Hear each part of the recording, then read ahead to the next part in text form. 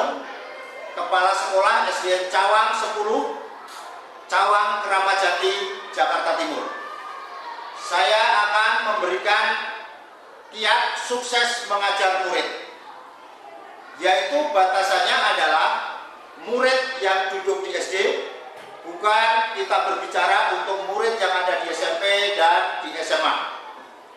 Saudara-saudara, kalau kita berbicara masalah mengajar, kita tidak lepas dengan apa yang disebut mendidik dan melatih.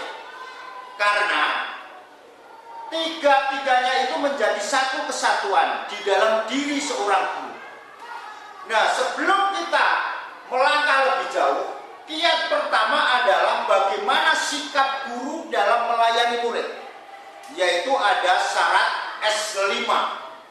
Satu, yaitu senyum.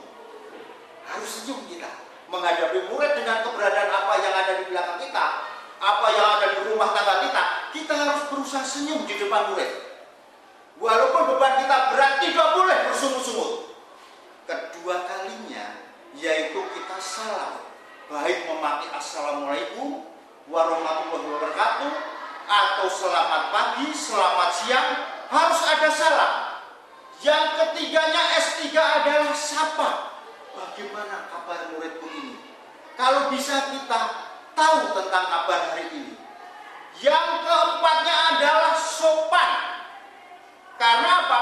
Murid itu juga bagian dari kehidupan interaksi ini, yaitu dia adalah manusia yang saat ini sedang dalam proses, yaitu manusia kecil, dewasa yang baru proses. Harus kita perlakukan dengan sopan, yaitu kita tidak boleh menyakiti, apalagi kita bentak. Kalau guru-guru mengajar dengan beban langsung membentak kepada muridnya, itu tidak sopan. Dalam kelimanya yaitu santun. Santun adalah dengan bahasa. Kalau murid itu salah, tidak harus dimarahi di situ, dipanggil, nanti diajak bicara. Jadi 5S itu adalah kiat pertama. Nah, kiat yang kedua adalah kita bahwa tahu yang namanya pembelajaran itu proses, yaitu mendidik tentang hal moral, akhlak, yang akan menjadi suatu akhlak mulia, manusia yang baik. Mengajar itu berhubungan dengan apa yang ada di dalam kecerdasan otak. Terus yang ketiga melatih, yaitu untuk menjadi manusia-manusia terampil, meningkat menjadi manusia yang ahli di bidangnya. Itu kiat kedua. Kiat yang ketiga, yaitu kita dalam pembelajaran ini ada yang disebut paikem. Nah, paikem itu bukan nama orang, tapi ini adalah suatu sajian dalam pendidikan. P-nya adalah pembelajaran. Pembelajaran itu interaksi antara dua arah, murid dengan guru, murid dengan pengajar, yaitu bisa membangkitkan aktivitas dua-duanya. Jangan gurunya aja yang aktif, tapi muridnya juga harus aktif. Itulah yang pertama, yaitu proses yang disebut pembelajaran. Yang A-nya adalah aktif. Seorang guru atau pengajar bisa menciptakan muridnya aktif. Karena pendidikan atau pengajaran harus dimulai dengan aktivitas, baik di dalam membaca, meneliti, dan lain-lainnya, berlatih dan lain-lain, harus aktif. Yang I adalah inovatif. Ya, inovatif, yaitu seorang pengajar harus bisa menyesuaikan dengan perubahan zaman, menemukan yang baru yang akan disajikan kepada muridnya. Jadi semuanya ini akan menambah suatu pengetahuan baik yang sedang berjalan maupun yang akan datang. Terus yang selanjutnya yaitu kreatif.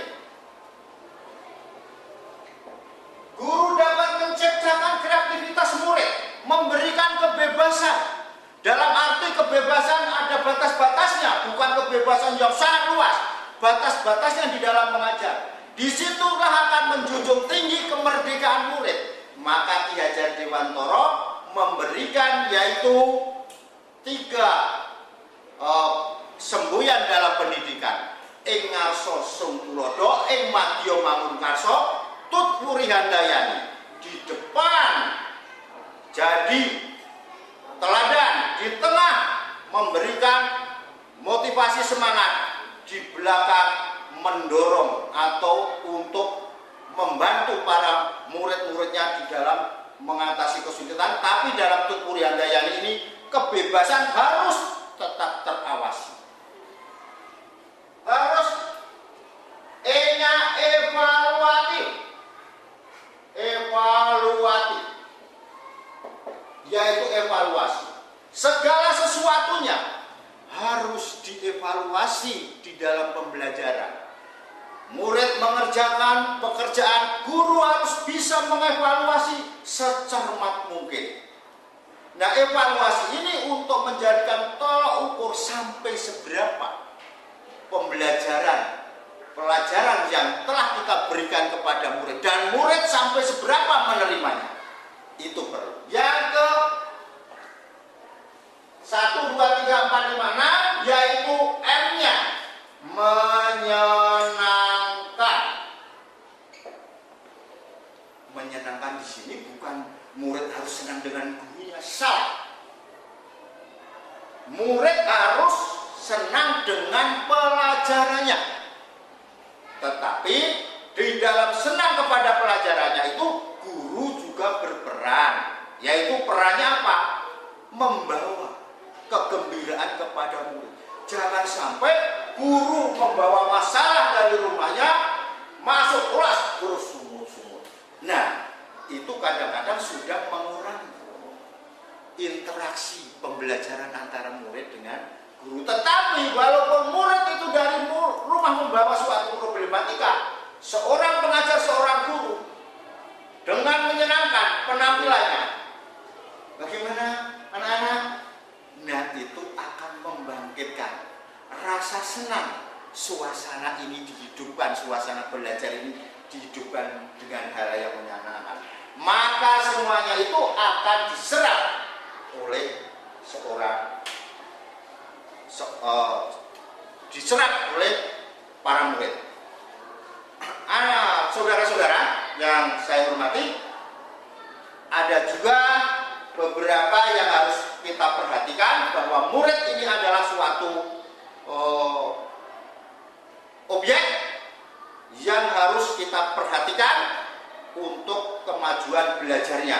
Maka kita harus menghormati, menghargai kemerdekaan murid seutuhnya.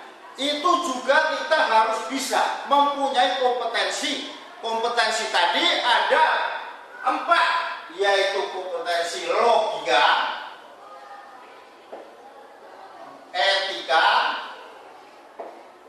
estetika, dan kinestika. Nah, ini ada di dalam diri murid. Maka kita bagaimana untuk mengembangkan dan murid bisa sukses di dalam belajar mengembangkan ini. Logika yaitu berhubungan dengan kecerdasan. Murid semuanya pada hakikatnya kita anggap ada kecerdasan.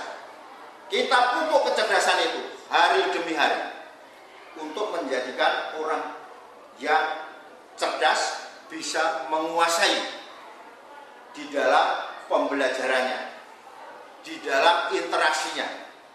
Yang kedua yaitu etika, nilai-nilai keagamaan, nilai-nilai moral harus kita tanamkan di situ. Terus yang ketiganya yaitu estetika. Kalau daya pikir cerdas, moralnya bagus, tetapi juga kita perhalus dengan suatu kesenian, yaitu baik di dalam seni budaya lokal setempat maupun seni-seni yang ada di dalam masyarakatnya, yang untuk menumbuhkan positifnya di dalam gairah berseninya. Karena itu juga estetika ini banyak sekali, baik